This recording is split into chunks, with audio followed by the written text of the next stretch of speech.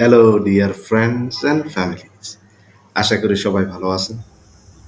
আজকে আমি আপনাদেরকে শোনাবো কাজী নজরুল ইসলামের লিচু চোর কবিতা।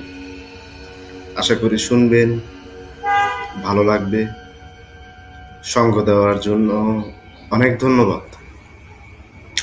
কাজী নজরুল ইসলাম, লিচু চোর। বাবুদের তাল পুকুরে, হাবুদের ডাল কুকুরে, সে কি বাস করলে তারা, বলি থাম একটু দাঁড়া। পুকুরের ওই কাছে না লিচুর এক গাছ আছে না, হতা না আসতে গিয়ে একবার কাস্তে দিয়ে, গাছে গজেই চড়েছি, ছোট্ট এক ডাল ধরেছি।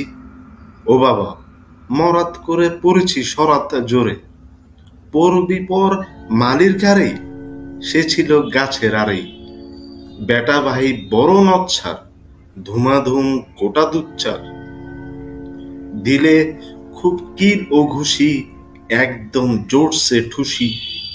আমিও বাগিয়ে থাপ্পড়, দে হাওয়া চাপিয়ে কাপড়, লাফিয়ে ডিংনু দেয়াল, দেখি এক ভিটরে শেয়াল।